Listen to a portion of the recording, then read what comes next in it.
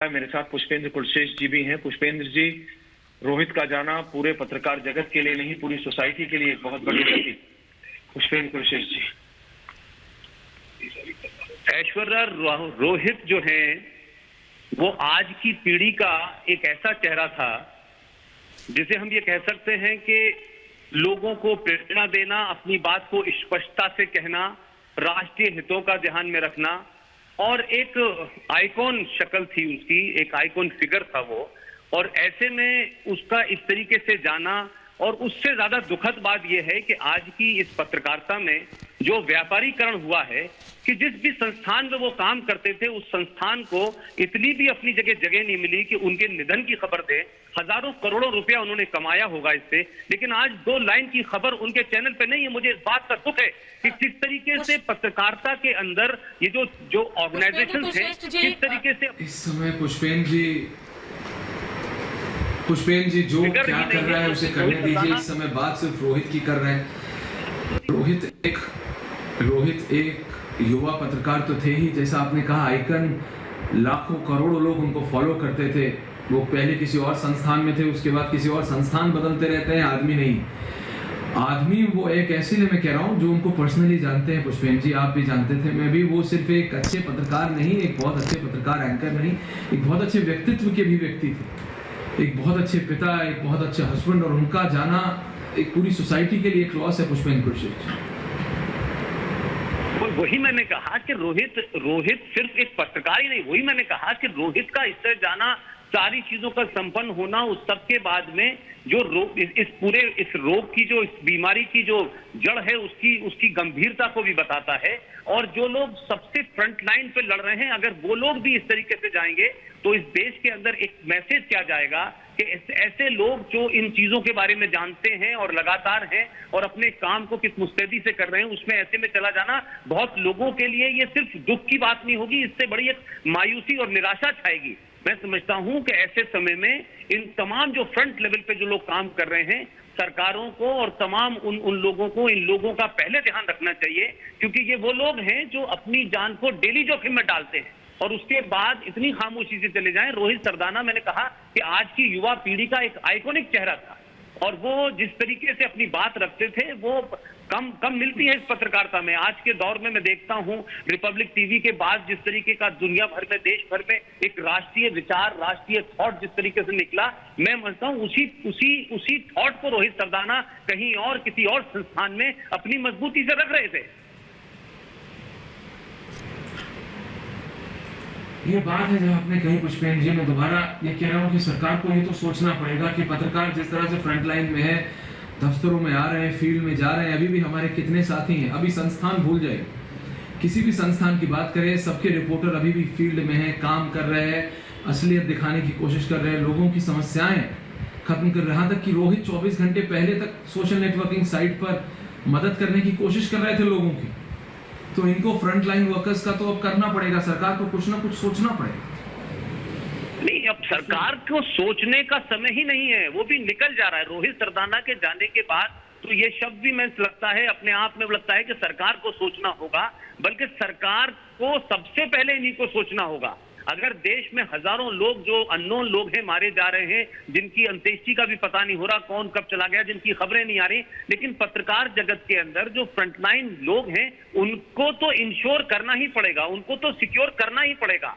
अभी थोड़ी देर पहले कर्नल आर एस सिंह साहब वो बहुत दुखी हैं, जीडी बख्शी साहब बहुत दुखी हैं। वो सबका कहना यह है कि भाई सरकार कम से कम अगर इन लोगों को भी नहीं बचा पा रही है तो आम आदमी का क्या होगा। लिहाजा सरकार में कौन है, कहां है, क्या करना है, ये एक अलग विषय है। लेकिन रोहित सरदाना के बाद बहुत सारे लोग इस बात से मायूस हैं कि क्या इस देश में इस पोजीशन पे बैठने वाले लोग, इस तरह की लड़ाई लड़ने वाले लोग, और जो आदमी अपनी बीमारी के बाद भी लगातार ट्वीट करके दूसरों की मदद कर रहा हो, अगर हम उसको नहीं बचा पाए तो फिर तमाम दावे जो हैं वो बहुत खोखले हैं।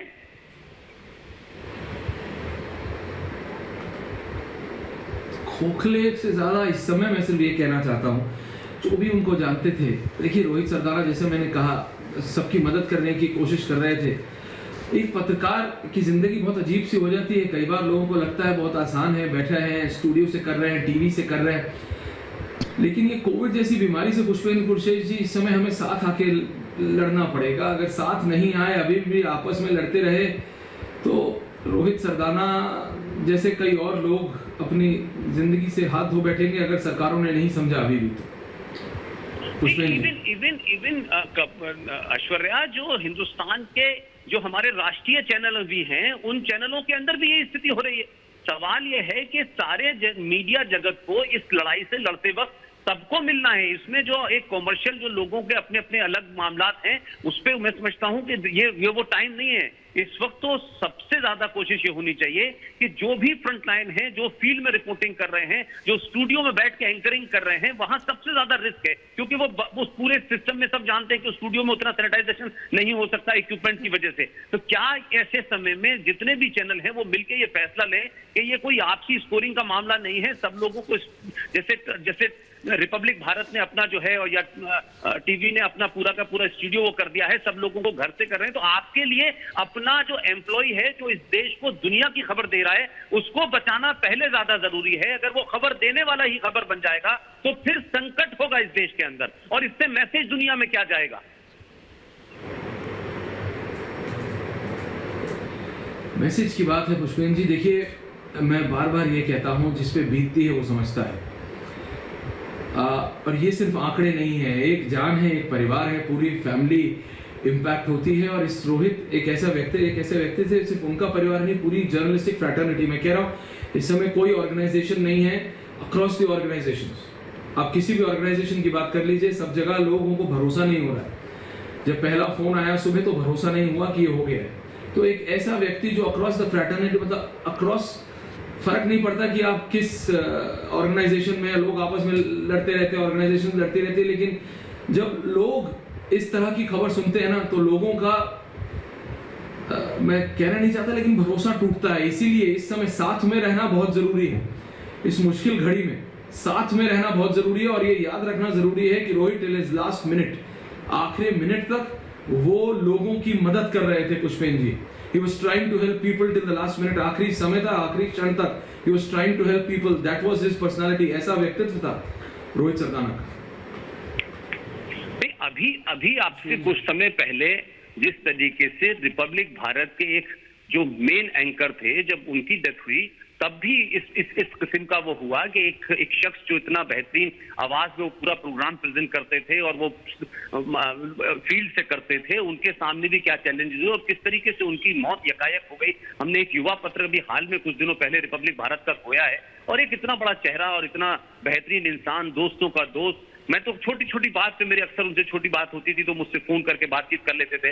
और आज मुझे ऐसा लग रहा है कि ये हम जैसे बिल्कुल असहाय हो गए हों, जैसे हम कुछ कर ही नहीं सकते। हम सिर्फ हर एक खबर आती है और फिर दुख करते हैं और फिर सोचते हैं कुछ होगा, लेकिन इसको लेकर के ये this is the time to think. ये इस समय कोई स्कोरिंग का समय नहीं है।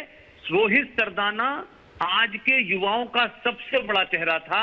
उस चेहरे को अगर हम नहीं बचा पाए तो समाज ये सवाल करेगा कि हम आखिर कर क्या रहे हैं। लिहाजा सब लोग मिले, बैठे, एडिटर गिल्ड, तो ये तमाम जो दुकानें बनी हुई हैं जो अपने राजनीतिक एजेंडों को स्वार्थ करती हैं, लेकिन ये तो समय ऐसा है कि ये मौत किसी का न शक्ल देखेगी, न चैनल देखेगी, न उसकी विचारधारा देखेगी। अगर इस तरीके से लोग जाने लगे तो ये भारत राष्ट्र के लिए भी एक बड़ा दुखद पहलू होगा, और पत्रकारिता के लिए जो आने वाली पीढ़ी होगी उसको भी लगेगा कि बड़े बड़े चैनल, बड़े बड़े लोग अपने लोगों के जाने के बाद उसकी खबर देने तक से शर्माते हैं, तो उनका जो जोश है वो कम होगा इससे।